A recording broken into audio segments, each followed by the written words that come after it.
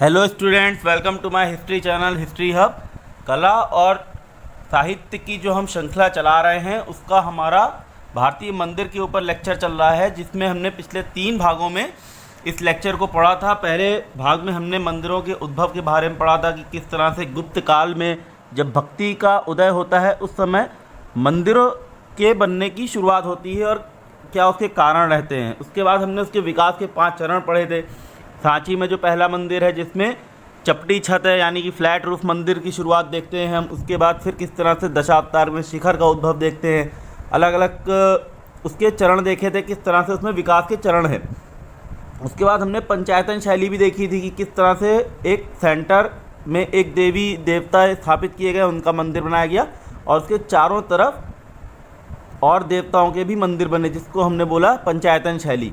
और इसमें इस तरह से एक क्रॉस का आकार लेते हैं मंदिर, ये भी हमने देखा था अपने पिछले लेक्चर में। उसके बाद हमने नागर शैली के ऊपर बात की थी, किस तरह से नागर शैली का उद्भव होता है और नागर शैली की क्या क्या विशेषताएं हैं। और नागर शैली का जो है उसके ऊपर स्थानीय प्रभाव यानी कि जो प्रांतीय प्रभाव है, जैसे हमने उड़ीसा के मंदिरों को देखा, हमने एमपी में खजुराहो के मंदिरों को देखा, हमने उड़ीसा में जगन्नाथ कोणार्क टेम्पल, इन सब के बारे में बहुत विस्तार से चर्चा की थी। तो यदि आपने वो लेक्चर ना देखे हों तो ऊपर दिए लिंक पे आप जाके उस लेक्चर को भी देख सकते हैं। और आज हम अपना पढ़ेंगे द्रविड़ शैली, यानी कि जो हमारे साउथ के मंदिर हैं, जो हमारे दक्षिण भारत में जो मंदिर बने हैं उनकी कुछ विशेषताएं हैं, उनकी जो शैली है उसको हम द्रविड़ शैली बोलते हैं। तमिलनाडु में मुख्यतः ये मंदिर आपको मिलेंगे देखने को। और जितने भी ये मंदिर हैं इनमें कुछ चीज़ें कॉमन हैं, कुछ चीज़ें अलग हैं एक दूसरे से। इसमें बहुत ज़्यादा विकास होता रहेगा आपका। जो द्रविड़ शैली है उसमें 1000 साल तक लगातार विकास होता रहा है। और ये मुख्यतः आपको मिलेंगे कांचीपुरम, तंजौर, श्रीरंगम, चिदम्बरम, रामेश्वरम, इन जगहों पे आपको ये जो मंदिर मिलेंगे देखने को। ये मुख्यतः द्रविड़ मंदिर द्रविड़ शैली में बनाए गए हैं और इनका विकास जैसे मैंने आपको बताया 1000 वर्ष तक लगातार चलता रहा है। और इतनी लंबी जो काल अवधि है इसमें कई राजवंशों ने शासन किया और अनेक मंदिरों का यहाँ पे आपको निर्माण देखने को मिलता है। तो सबसे पहले जब हम इसको बांटे अगर कालखंड के अनुसार द्रविड़ शैली को, तो इसका जो उद्भव है वो करीब हमको 600 ईस्वी से मिलता है और ये 1700 ईस्वी, अब यानी कि पूरा का पूरा 1000 साल तक इसका जो है ये हमारा विकास देखने को मिलता है। तो पहला जो कालखंड है वो है पल्लव काल में। पल्लव काल के जो मंदिर बने हैं वो 600 से लेकर 900 ईस्वी तक बने हैं। क्योंकि अगर हम दक्षिण भारत की जो पॉलिटिकल हिस्ट्री है, अगर हम उसको पढ़ें, राजनीतिक इतिहास को अगर हम पढ़ें, तो हम देखते हैं कि कब पल्लवों ने पहले शासन किया है, फिर चोल का शासन आता है, उसके बाद पांड्य। हालांकि शासन जो है सब समकालीन समय में करते रहे हैं एक साथ, लेकिन शक्तियों का जो उद्भव है वो जो मैंने कालखंड आपको दिखाए मंदिरों के बनने का निर्माण काल, वो उनके शक्ति के आधार के ऊपर ही है। मतलब उस समय सर्वशक्तिशाली हुए हैं। तो चोल का जो कालखंड रखा है वो 900 से 1150 ईस्वी, पांड्य का 1150 से 1350, विजयनगर एम्पायर अब इसका जो उद्भव होता है वो 1336 में होता है। तो 1340 से लेकर 1565 यानी कि तलाई कोटा के जो युद्ध है उसके बाद इनका विनाश हो जाता है विजयनगर साम्राज्य का। तो वहाँ तक के जो मंदिर हैं वो विजयनगर कला में जाते हैं। फिर नायक कला है 1600 से लेके 1700। अब इसके अलावा बच जाती है हमारी चालुक्य कला। तो चालुक्य की जो शैली है वो द्रविड़ शैली नहीं है। उनकी जो मंदिर बनेंगे, चालुक्य हुए या फिर आपके यादवाद हुए, इन सब के जो मंदिर बनेंगे ये बनेंगे वेसर शैली में, जिसको हम अगले लेक्चर में पढ़ेंगे। तो शुरू करते हैं हम अपना आज का लेक्चर द्रविड़ शैली के मंदिर। और सबसे पहले हम देखते हैं इसकी विशेषताएँ क्या क्या रही हैं। तो जैसे द्रविड़ शैली मैंने आपको पहले बताया था, मंदिरों में जलाशय हमको देखने को मिलता है। क्योंकि धारणा ये है कि जब मंदिर के अंदर हम जा रहे हैं किसी पूजा अनुष्ठान के लिए या किसी धार्मिक अनुष्ठान के लिए, तो हमको सबसे पहले वहाँ पे जो है फिज़िकल प्योरिटी यानी कि जो शारीरिक स्वच्छता है उसको ध्यान में रखा जाता था, इसलिए जलाशय का वहाँ पे निर्माण होता है। तो आप वहाँ पे किसी भी आप साउथ के मंदिर में जाएंगे तो देखेंगे एक तालाब होगा जहाँ पे स्नान करके प्रवेश द्वार के अंदर गर्भगृह के अंदर आप जा सकते हैं। तो यहाँ पे जलाशय हमको देखने को मिलेगा, जो कि हमको नागर शैली में नहीं देखने को मिला था। और मंदिर एक परिसर की दीवार के भीतर घिरा हुआ है। यहाँ पे हमको गोपुरम देखने को मिलता है। गोपुरम जो है ये पांड्य शैली की विशेषता रही है। मतलब गोपुरम आपको देखने को तो बहुत सारे मंदिरों में मिलेगा, लेकिन जब हम पांड्य मंदिर देखेंगे तो उसमें देखें कि जो गोपुरम है उसकी हाइट बहुत ज़्यादा, गगनचुंबी ऊंचे ऊंचे गोपुरम बनाना शुरू करते हैं पांड्य जो डायनेस्टी है वो। ये होता क्या है गोपुरम, ये सामने की दीवार के केंद्र में एक प्रवेश द्वार है।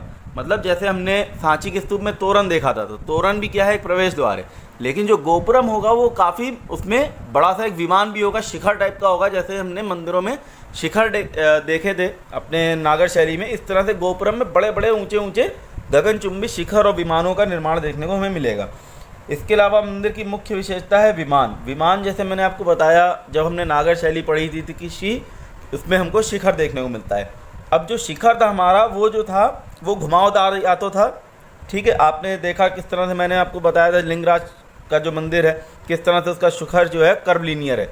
और यहाँ पे जो हमको विमान देखने को मिलता है ये मुख्य मीनार है मंदिर की, और ये एक चरणबद्ध पिरामिड है। तो यहाँ पे ये एक थोड़ा सा डिफरेंस है, चरणबद्ध पिरामिड देखने को मिलेगा जो कि ज्यामितीय रूप से ऊपर उठता है, और नागर शैली में हमको घुमावदार मिला था। तो नगर शैली में द्वार पे हमको गंगा यमुना की अंकन जो मिलते थे उसकी जगह यहाँ पे हमको द्वारपालों की मूर्तियाँ मिलेंगी। तो ये 3-4 डिफरेंसेस हैं नागर शैली और इसमें, ये आप थोड़ा सा ध्यान में रखिए क्योंकि एग्ज़ाम में डिफरेंसेस भी आते हैं और विशेषताएं भी पूछते हैं, तो दोनों चीज़ें आ सकती हैं। अब पल्लव काल के मंदिरों का विकास हम देखते हैं तो इसको भी 4 शैली में बांटा गया है, और ये बहुत ज़्यादा महत्वपूर्ण है क्योंकि ये एग्ज़ाम में सीधे सीधे मैच द फॉलोइंग में भी आता है। सबसे पहले है महेंद्र शैली।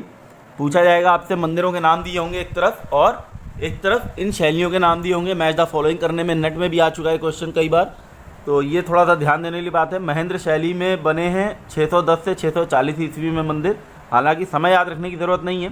और यदि आपने इसका राजनीतिक इतिहास पढ़ा होगा पल्लवों का, तो राजाओं के नाम आपको अच्छे से पता होंगे कौन किस क्रोनोलॉजी में आता है। सबसे पहले महेंद्र वर्मन आता है, उसके बाद फिर नरसिंह वर्मन है, फिर नरसिंह वर्मन द्वितीय है, नंदी वर्मन है, इस तरह से। तो उन्हीं के नामों के ऊपर, उन्हीं जो राजा हैं उन्हीं के नामों के ऊपर इस शैली का नाम पड़ा है। तो सबसे पहले हम देखते हैं महेंद्र शैली में जो मंदिर बने हैं। जो महेंद्र वर्मन पल्लव शासक था जिसको विचित्र चित्त भी बोलते हैं, ये जो है इसके समय में जो मंदिर बने हैं ये बने हैं रॉक कट टेम्पल्स हैं। मतलब चट्टानों को काट के गुफा मंदिर की शुरुआत होती है यहाँ पे। और जैसे आप ये देख रहे होगे फोटो में, पूरी की पूरी चट्टान है, इसको काटा गया है और इसमें ये एक मंडप का निर्माण किया गया है। अंदर यहाँ पे खंबे आपको दिख रहे हैं, अंदर बैठ के आप यहाँ पे कुछ धार्मिक अनुष्ठान कर सकते हैं, एकत्रित हो सकते हैं। और ये बाहर आपको देखिए यहाँ पे द्वारपाल की मूर्तियाँ दिख रही हैं। जैसे मैंने आपको बताया कि गंगा और यमुना की जो मूर्तियाँ थीं वो अब रिप्लेस हो गई किससे, द्वारपाल की मूर्तियों से। तो गुफा के अंदर जो है मंडप का निर्माण करते हैं, और इनका निर्माण जो है ये मुख्यतः चैत्य की तरह होता है। अब चैत्य मैंने आपको बहुत अच्छे से पढ़ाया था जब मैंने बुद्धिज़्म के बारे में आपको बताया था, जो स्तूप निर्माण था कि किस तरह से विहार बनते हैं और फिर चैत्य बनते हैं। चैत्य जो है वो बुद्धिज़्म से ज़्यादा रिलेटेड है। तो यहाँ पे जो हमको कला देखने को मिल रही है उसके ऊपर अभी तक वैष्णव या शैव प्रभाव कम है और बुद्धिस्ट का प्रभाव ज़्यादा देखने को मिल रहा है। तो ये महेंद्र शैली के जो मंदिर हैं ये हैं हमारे rock cut type of temples. अब आती है मामल्य शैली। मामल्य शैली इसका नाम क्यों पड़ा, क्योंकि जो नरसिंह वर्मन जो पल्लव शासक था उसका नाम मामल्ला था, और महामल्ला या फिर उसको महाबली भी बोलते थे। महाबली यानी कि बहुत ही शक्तिशाली था, क्योंकि उसने बाकी के जो राजा थे उनको बहुत बुरी तरह से हराया था। जो हमारा पुलकेशिन के साथ इसका युद्ध होता है, पुलकेशिन को ये पूरी तरह से हराता है, परास्त करता है। तो चालुक्यों को बहुत ज़्यादा इसने क्षति पहुंचाई थी, इसलिए इसका नाम महाबली पड़ा, और इसके नाम पे इस शैली का नाम पड़ा मामल्य शैली। तो नरसिंह वर्मन प्रथम है ये। और ये जो मंदिर बने हैं इसके समय बने रथ मंदिर। रथ मंदिरों का निर्माण हुआ है कहाँ पे, महाबलीपुरम। अच्छा, ये चीज़ मैं बताना भूल गया आपको, ये जो केव टेम्पल्स मिलेंगे वो मिलेंगे आपको त्रिची में, यानी कि तिरुचिरापल्ली जगह है, तमिलनाडु में ही है ये भी। और ये जो मामल्य शैली के मंदिर मिलेंगे ये मिलेंगे आपको महाबलीपुरम में। अब महाबलीपुरम जो है इसका नाम महाबलीपुरम ही इसके नाम पे ही पड़ा हुआ है, नरसिंह वर्मन के प्रथम के नाम पे। और ये रथ टेम्पल इसलिए बोला है क्योंकि ये रथ के आकार में मंदिर बने हैं। अब ये करीब 7 रथ बनाए गए थे, लेकिन समय के साथ अभी वर्तमान में अगर हम देखें तो यहाँ पे केवल 5 रथ हमको देखने को मिलते हैं। और 2 रथ इसके नष्ट हो गए हैं। इसको सप्तरथ मंदिर भी कहा जाता है। और ये जितने आपको रथ देखने को मिलेंगे 5 रथ, ये सारे के सारे महाभारत से प्रेरित हैं। महाभारत से प्रेरित क्यों हैं? क्योंकि ये जो 5 रथ बने हैं इसमें से जो पहला रथ है वो है धर्मराज रथ, यानी कि युधिष्ठिर के नाम पे है धर्मराज। फिर भीम रथ है, अर्जुन रथ है, नकुल सहदेव रथ है और द्रौपदी रथ है। अब यहाँ पे से प्रश्न बनता है, स्लाइड्स में से आपको कम से कम 3-4 ऑब्जेक्टिव क्वेश्चन दिखेंगे, क्योंकि क्वेश्चन इस तरह से आएगा इसमें कि धर्मराज रथ जो है वो सबसे बड़ा है। पहला मुख्य तथ्य है आपका, धर्मराज रथ जो है ये सबसे बड़ा है। और द्रौपदी रथ जो है, जो ये अब ये जो दाहिने हाथ पे देख रहे हैं धर्मराज रथ है, ये है धर्मराज रथ। और जो द्रौपदी रथ है ये सबसे छोटा है। तो ये द्रौपदी रथ सबसे छोटा है, तो यहाँ से भी प्रश्न आता है। और हमको एक ऑब्जेक्टिव फैक्ट ये मिलता है कि जो द्रौपदी रथ है इसकी भित्ति पर दुर्गा की छवि अंकित है। तो यहाँ से भी प्रश्न आता है कि दुर्गा की छवि किस रथ पे अंकित मिलती है हमको? तो द्रौपदी रथ पे मिलती है। और एक प्रश्न ये भी आता है कि कौन सा रथ इनमें से चैत्य के रूप में बनाया गया है, चैत्य की तरह बनाया गया है? तो ये भीम रथ है।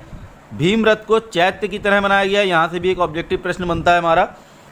सबसे बड़ा सबसे छोटा मैंने आपको बता ही दिया, 2 प्रश्न वहाँ से बन गए। तो इस स्लाइड से कम से कम आपको इस जो रथ टेम्पल है इसमें से कई सारे प्रश्न बनते हैं। किसने बनवाया, किसके समय में बना, कहाँ पे बना है, बड़ा कौन सा है, छोटा कौन सा है। और इसके अलावा एक बहुत महत्वपूर्ण तथ्य इसमें यह है कि इसका जो प्रवेश द्वार है, महाबलीपुरम का जो प्रवेश द्वार है, इस पर चट्टान पर संरचनात्मक मूर्तियाँ उकेरी गई हैं और ये 15 मीटर ऊंचा है। और इसकी जो महत्वपूर्ण बात है, 15 मीटर ऊंचा है, उसकी महत्वपूर्ण बात यह है कि यहाँ पे एक ऐसा दृश्य देखने को मिलता है हमको कि एक योगी खड़ा हुआ है, एक पैर को अपने दूसरे पैर के नी के ऊपर सटा के और दोनों हाथों को नमस्कार मुद्रा में ऊपर उसने उठा रखा है, मतलब एक तरह से तपस्या कर रहा है।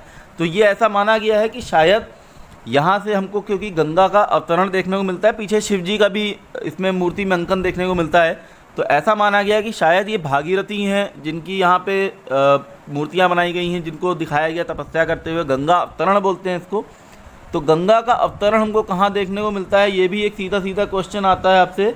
महाबलीपुरम में गंगा का अवतरण देखने को मिलता है। और ये हो सकता है इसको एक और नाम दिया गया है, इसका नाम बोला गया है अर्जुन पेनेंस, यानी कि अर्जुन की तपस्या का भी दृश्य इसको माना है कई विद्वानों ने। तो ये अभी तो विवादित है कि ये क्या है, या तो ये भागीरथी की तपस्या है, गंगा अवतरण है, या फिर ये अर्जुन की तपस्या है, क्योंकि अर्जुन भी तपस्या करता है तब उस समय शिव जी प्रकट होते हैं और उसको बहुत सारे दिव्यास्त्र प्रदान करते हैं। तो ये यहाँ पे क्योंकि शिव जी भी दिखते हैं, गंगा जी भी दिखती हैं और एक तपस्या करता योगी दिखता है।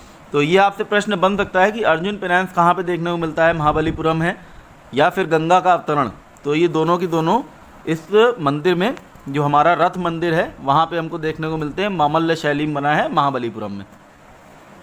इसके बाद आती है राजसिंह शैली। नरसिंह वर्मन द्वितीय जो राजा था उसके नाम के ऊपर इस शैली का नाम हुआ है और इसको राजसिंह भी कहा जाता था, इस राजा को।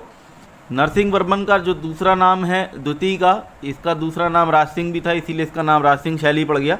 और इसके बनाए गए मंदिर जो है ये शैली में आते हैं। अभी तक हमने जो मंदिर देखे, ये देखे एक एकाश्म पत्थर से बने हुए थे, या तो रॉक को ऊपर से नीचे काटा गया है, रॉक कट टेम्पल्स बनाए गए, या फिर रथ मंदिर को जो निर्माण हुआ है एकाश्म पत्थर से हो रहा था। लेकिन अब यहाँ पे पत्थरों की चिनाई करके मंदिर का निर्माण होना शुरू हुआ, तो इसकी वजह से जो मंदिर है वो काफ़ी विस्तृत होने लगे।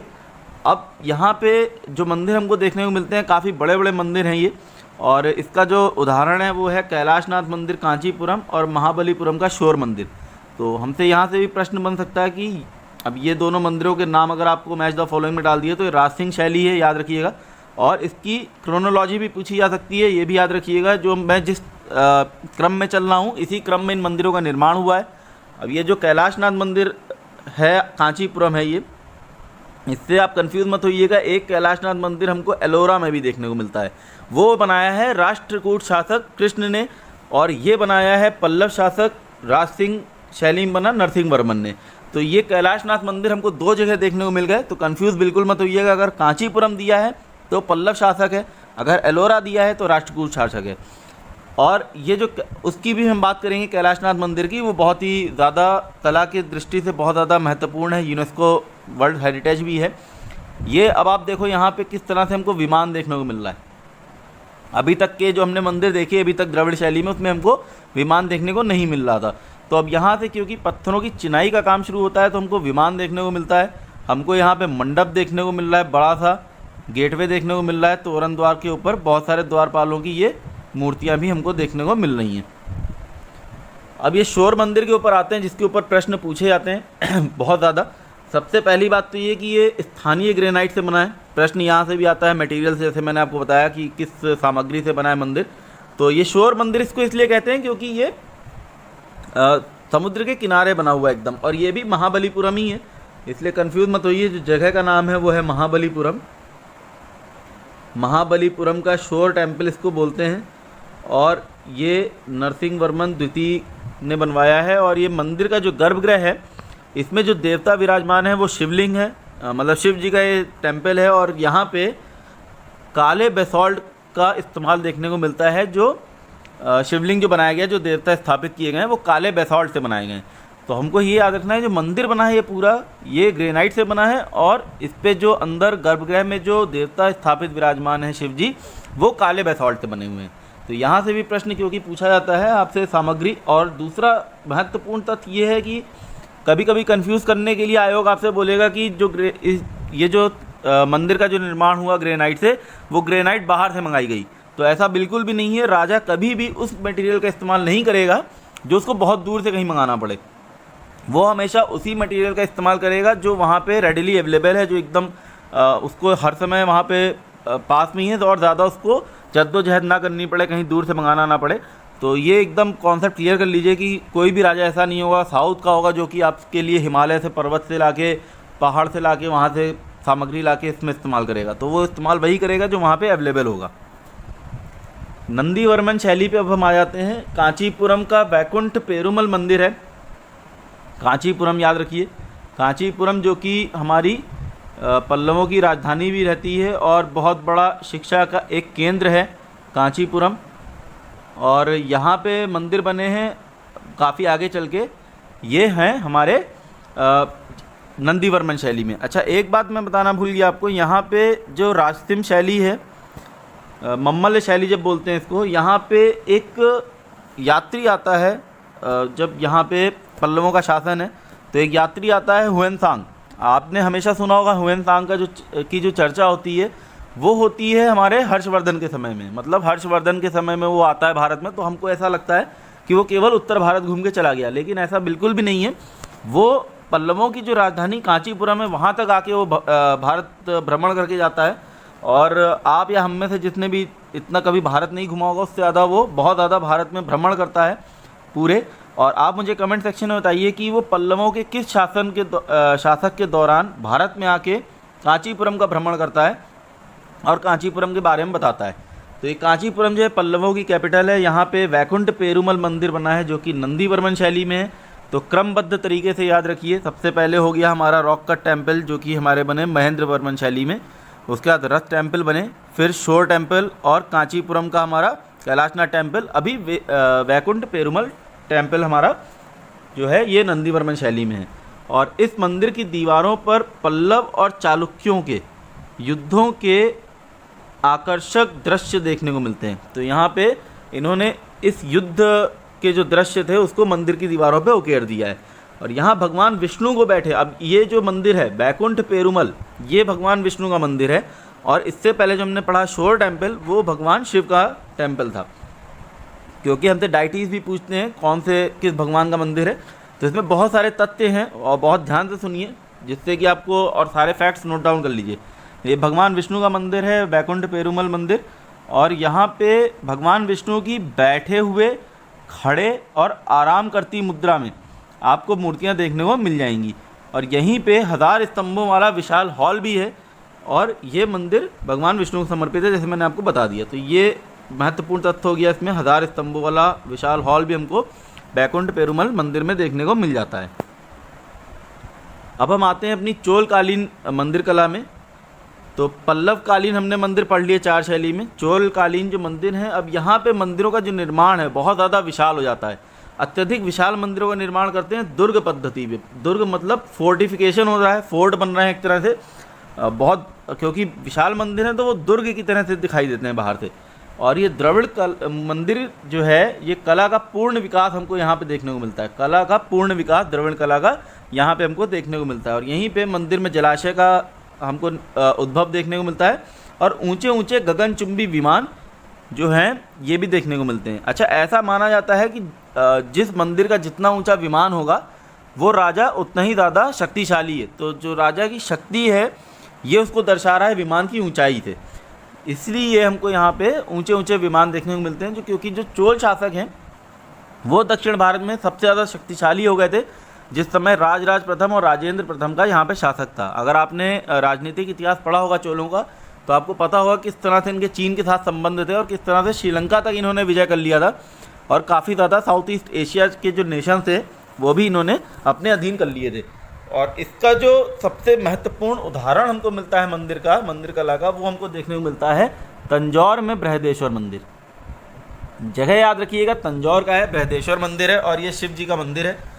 ये इसकी फ़ोटो आपको देख रही होगी, बृहदेश्वर मंदिर तंजौर में है, और इसको चोल शासक राजराज प्रथम ने बनवाया है। तो यहाँ से प्रश्न आता है बहुत ज़्यादा, क्योंकि ये यूनेस्को की वर्ल्ड हेरिटेज साइट है, और यहाँ से बहुत ज़्यादा प्रश्न बनते हैं। जितने भी यूनेस्को हेरिटेज साइट्स हैं वो तो बहुत ज़्यादा महत्वपूर्ण है आपके लिए, परीक्षा की दृष्टि से वहाँ पे बहुत ज़्यादा प्रश्न आते हैं। इसको राजराजेश्वर मंदिर भी कहा जाता था, पहले इसका नाम राजराजेश्वर मंदिर था, और बाद में जब मराठाओं का शासन आता है। अच्छा, राजराजेश्वर का अगर आपको कालावधि पता होगा तो मुझे बताने की ज़रूरत नहीं है, 1010 से 1040 के बीच इसका निर्माण हुआ है।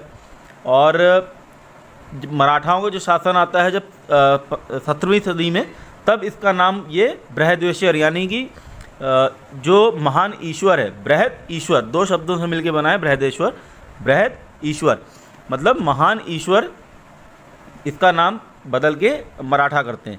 तो ये इसका एक महत्वपूर्ण तथ्य है। राजराजेश्वर भगवान को ही समर्पित था। राजराजेश्वर जो है ये भगवान शिव का ही दूसरा नाम है, और इसी के नाम पे राजराज राजा था, आप उससे भी रिलेट कर सकते हैं।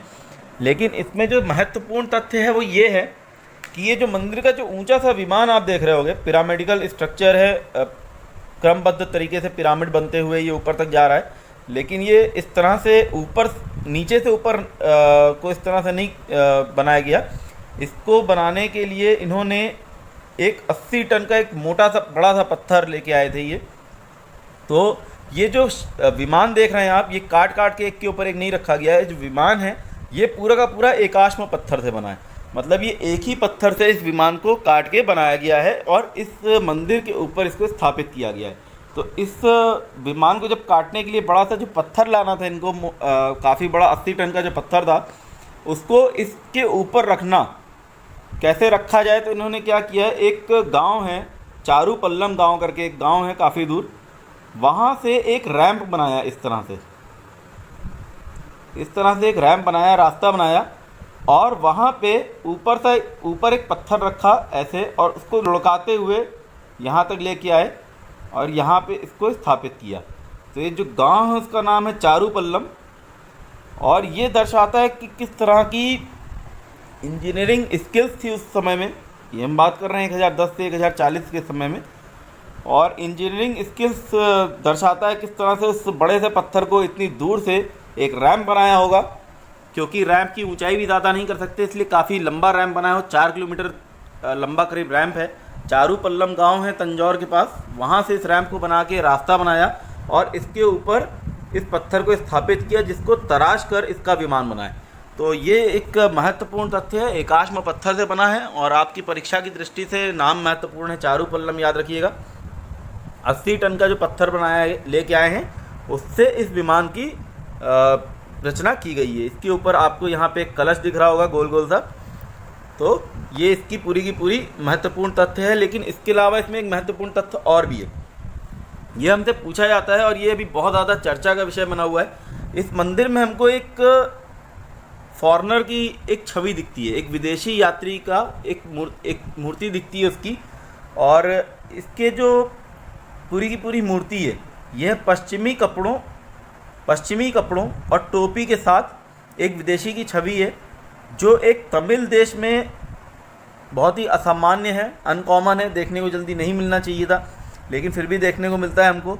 छवि जो है वो बड़े कानों और थोड़ी उभरी हुई आँखों के साथ बस्त आकार के करीब है। मतलब इसके जो कान हैं काफ़ी बड़े बड़े हैं, दिख रहे होंगे आपको इस फ़ोटो में, बड़े बड़े से कान हैं और इसकी आंखें हैं उभरी हुई। तो ऐसा बोला गया है कि शायद ये किसी चीनी यात्री की फ़ोटो हो सकती है, मूर्ति हो सकती है। लेकिन इसमें जो सबसे ज़्यादा बड़ी विवाद वाली बात ये है, वो ये है कि इसने जो हैट पहनी होगी, जो टोपी पहनी है, आप ये देख पा रहे होंगे, टोपी जो पहनी है ये टोपी कहीं से भी चीनी नहीं दिखती। मतलब चाइना के जो लोग हैं वो इस तरह की टोपी कभी नहीं पहनते थे। ये जो टोपी है ये देखने में यूरोपियन दिख रही है। तो यहाँ से कई सारे विद्वान हैं वो इसको ये मानते हैं कि शायद ये जो मूर्ति बनी है इसका निर्माण मंदिर के साथ ना होकर बल्कि 13वीं सदी के अंत में, यानी कि जब मार्को पोलो भारत आता है 1290 के दशक में, तब हो सकता है इसका निर्माण किया गया है बाद में। तो ये हो सकता है, बोला गया है कि शायद विजयनगर शासक जो थे उन्होंने इसका निर्माण कराया हो।